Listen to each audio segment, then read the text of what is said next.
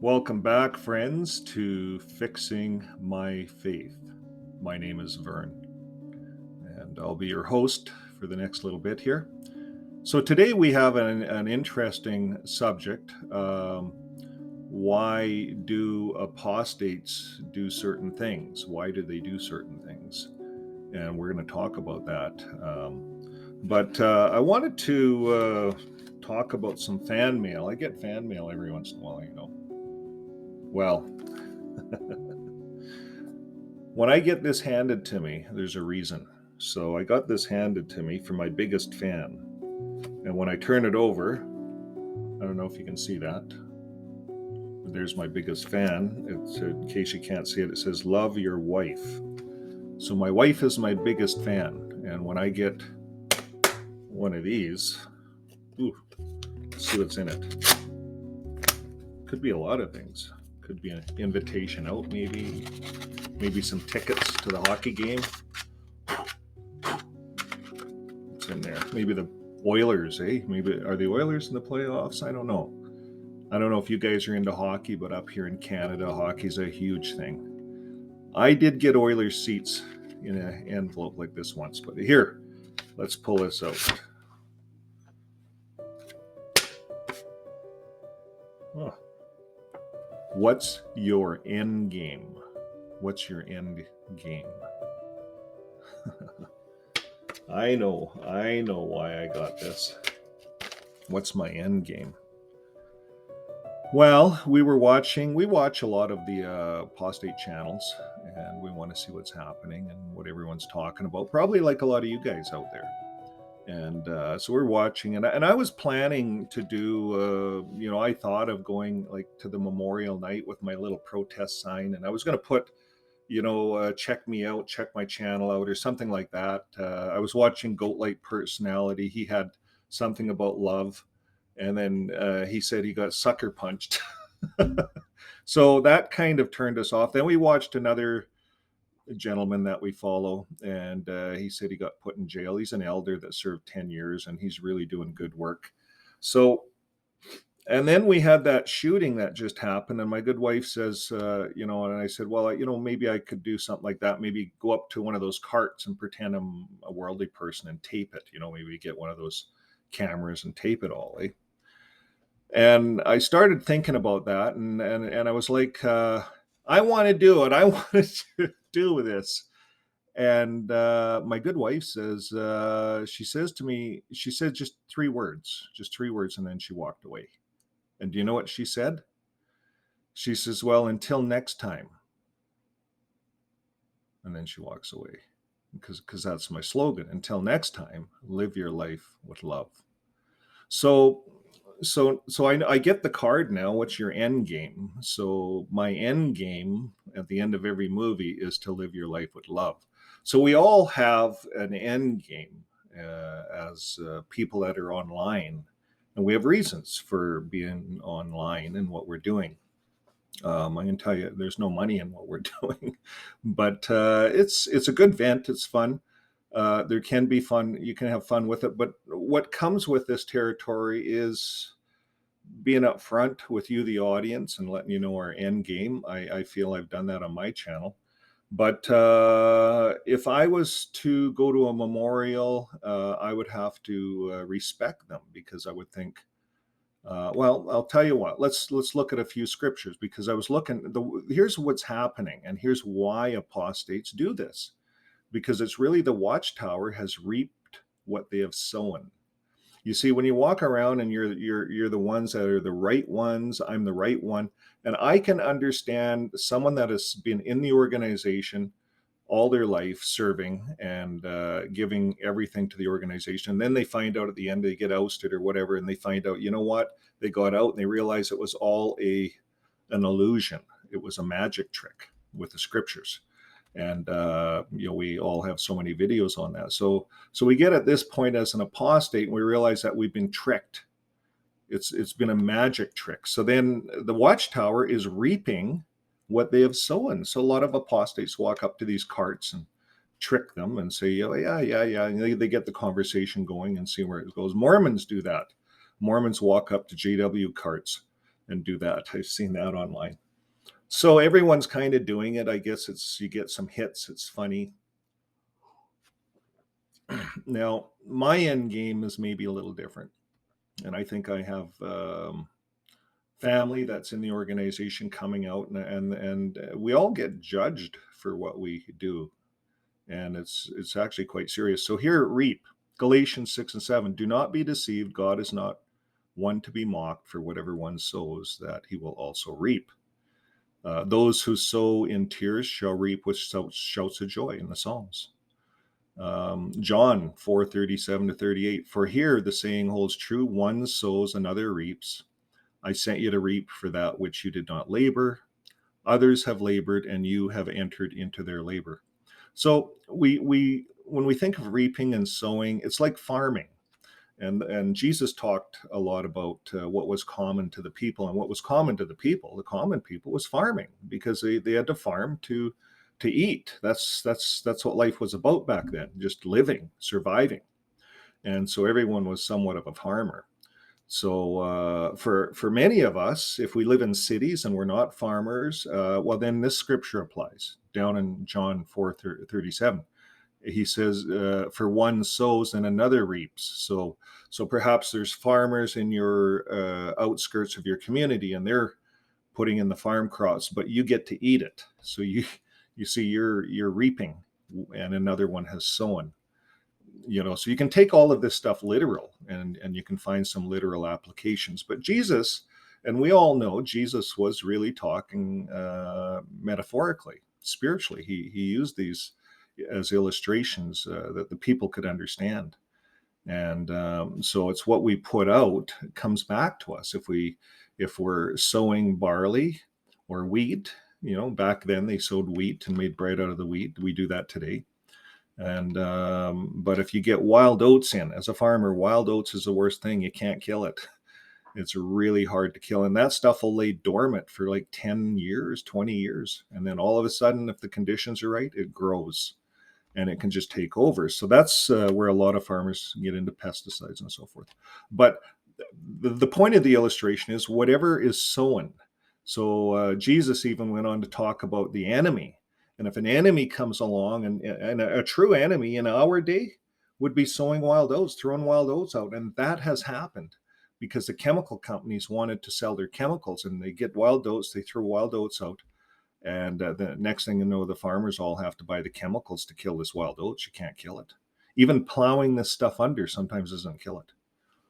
So this is just part of farming. Now we take that a little further. Isaac Newton, he was a scientist kind of a guy, if you study him, and he studied physics, and whatever goes up comes down.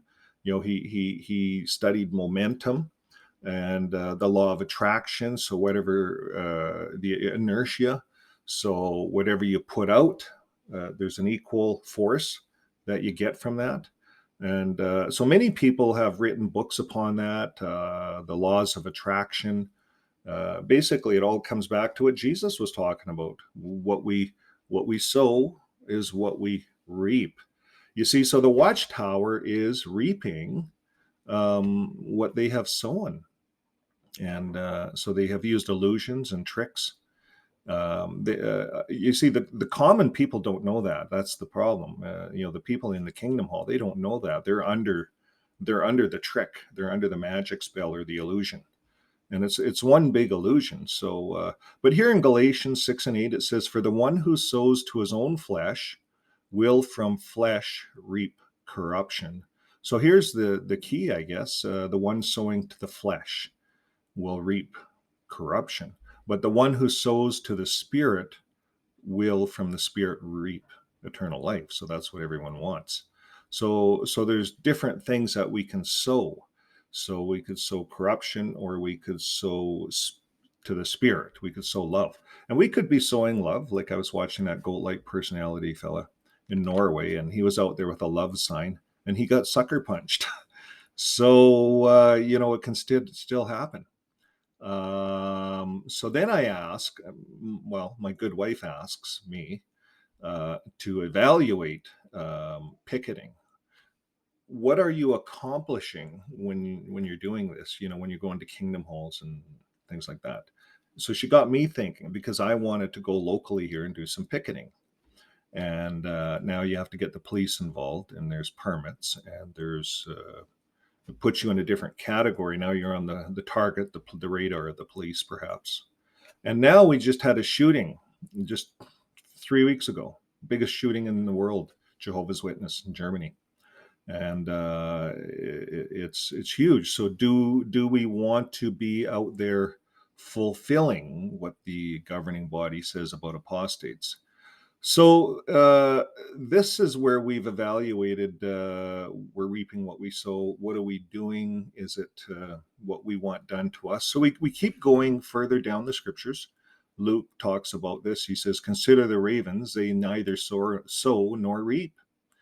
They neither have neither storehouse nor barn, and yet God feeds them. Of how much more value are you than the birds? So sometimes we don't have to do anything.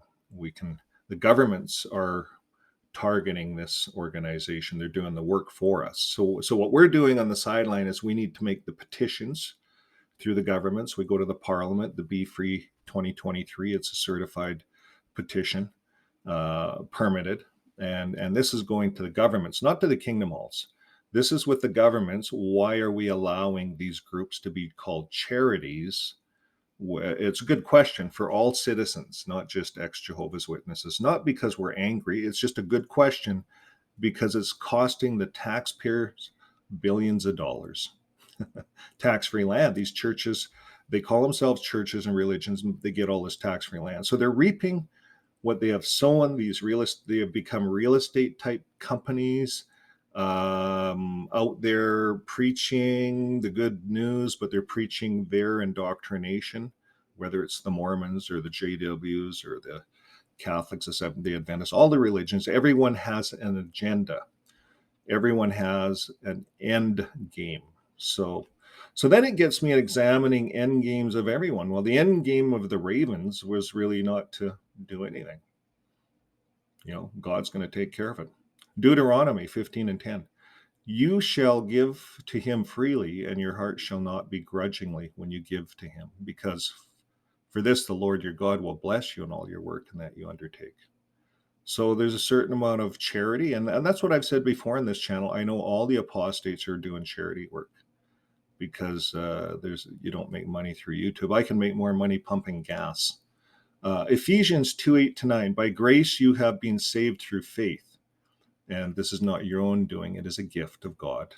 And it's not the results of work, so that no one may boast. So you see, on these channels, we're not getting saved by us getting out here and talking to you. We're no big heroes. All of us together, you, I, according to the Bible, says it's all a gift of God. It's not a result of works. So no one can boast that I'm an elder, I'm a pioneer, I'm a district overseer, I'm the governing body, I go to heaven and you don't. You see, there's no boasting. We're all in this together, and it's not a result of works. So that really humbles us. It really changes the game, changes our end game. Luke 6:38. Give and it will be given to you. Good measure, pressed down, shaken together, running over, will be put into your lap. For with the measure you use, it will be measured back to you. And this is what my good wife keeps telling me, is whatever you put out, it's going to come back to you. So if you see, and we had this discussion, if I'm out on the doorstep of the Kingdom Hall or the Assembly Hall or whatever, well, I'm attracting that back according to what Jesus says, because they could end up coming on my doorstep and harassing me. Who knows? So anyways, these laws exist, and it's not only Jesus that talked about them. The whole world talks about the laws of attraction. We attract back to us what we put out. It's quite simple. Now we're going to carry on. The golden rule was one. We talk about love. Until next time, live your life with love. Well, that's the golden rule. Matthew 7:12, it says, so whatever you wish that others would do to you, do also to them. For this is the law and the prophets. So yeah, it makes a person think. What would I want them? Would I want them crashing my sacred evening? Maybe my sacred evening isn't Memorial Night. Maybe it's Good Friday. You know, I know as a Jehovah's Witness, we would never crash another church's Good Friday or anything like that. Those are sacred events, I think. But the Jehovah's Witnesses do talk about it behind their backs. So now, love. That's until next time. Live your life with love. Well, you know, talks about love. The Bible talks a lot about love. Matthew 22:36-40. Teacher, which is the greatest command in the law? And he said to him, you shall love the Lord your God with all your heart and with all your soul and with all your mind. This is the greatest and first command. And the second is like it. You should love your neighbor as yourself. On these two commands depends all the law and the prophets.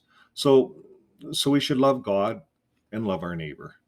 And how do we do that? Well, Ephesians 4:2 says, with all humility and gentleness, with patience, bearing with one another in love. And Romans 13:8, owe no one anything except to love each other, for the one who loves another has fulfilled the law. And then Romans 12:9 says, let love be genuine, abhor what is evil, hold fast to what is good. And Luke 6:35 goes on to say, but love your enemies and do good and lend, expecting nothing in return, and your reward will be great. And you will be sons of the Most High, for he is kind to the ungrateful and the evil. So you see, folks, we put this all back into God's hands.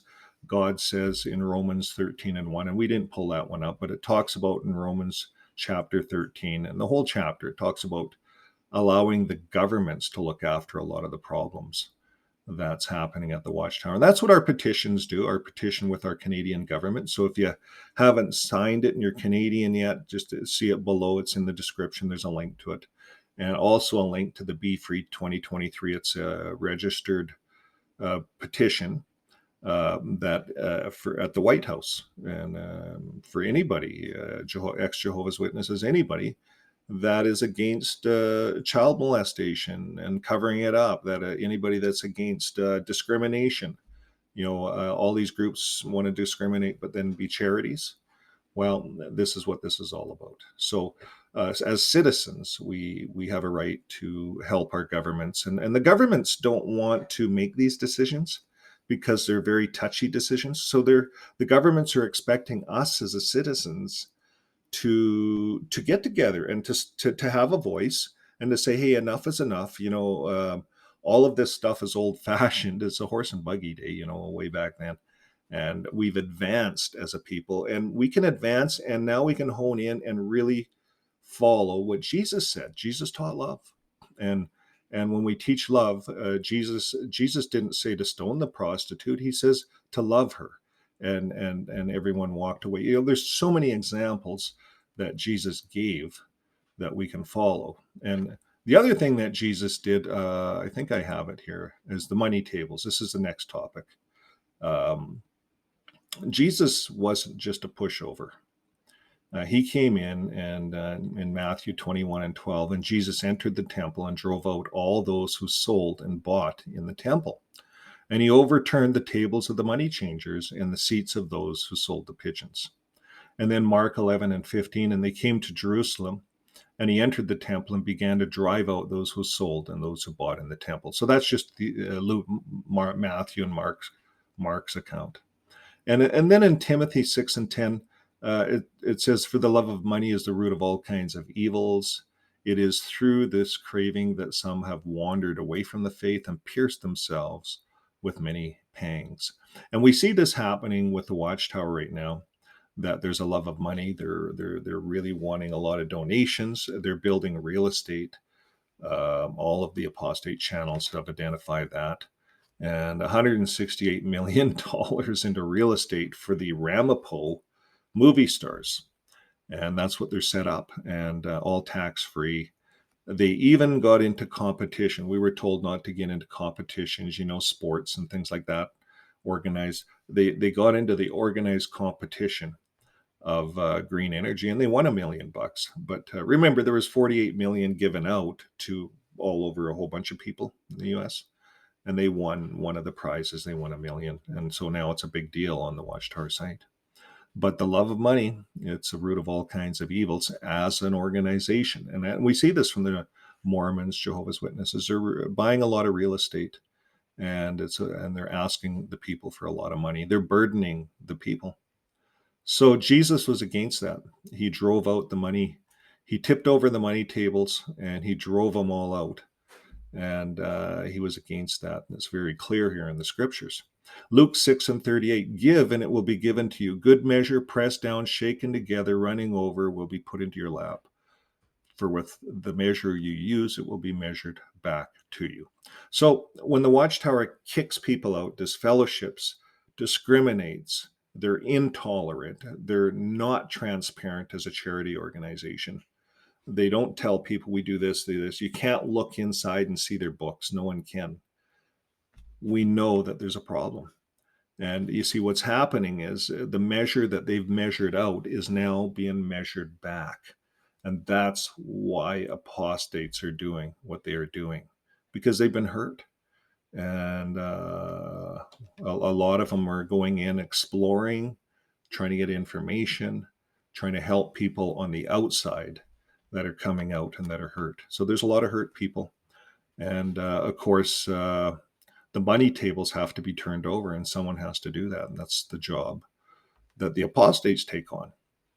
Now, Jesus calls them hypocrites. So oftentimes apostates say things, and Jesus said things. Now, we don't look at the people at the Kingdom Hall as bad. Jesus never looked at the people as bad. In fact, he felt sorry for them because they were confused. You know, they were following that Judaish system of things that was all about money and control. But here's what Jesus did. He went to the leaders. And Matthew 23, 1-39. And Jesus said to the crowds and the disciples, the scribes and the Pharisees sit on Moses' seat. So do and observe what they tell you, but do not do the works that they do. For they preach, but do not practice. They tie up heavy burdens hard to bear, and they lay them on the people's shoulders, but they themselves are not willing to move them with their finger. They do all their deeds to be seen by others, for they make their broad and fringes long, probably whatever that word is. So Matthew 7:21-23, not everyone who says to me, Lord, Lord, will enter into the kingdom of the heavens. And he goes on to say that many will say that. And so Matthew 6:1, beware of practicing your righteousness before other people in order to be seen by them, for then you will have no reward from your Father in the heavens. So the Bible goes on and on about how Jesus talked to the scribes and the Pharisees, the leaders, the religious leaders. So you'll find a lot of the apostates on this side. We'll talk about the governing body, and just like Jesus talked about them, we'll find out if they're hypocrites. We'll bring that up. And it needs to be exposed. And remember, folks, everything that is hidden will be revealed. So did I learn a lot? Yes, I learned that until next time, live your life with love. Bye for now.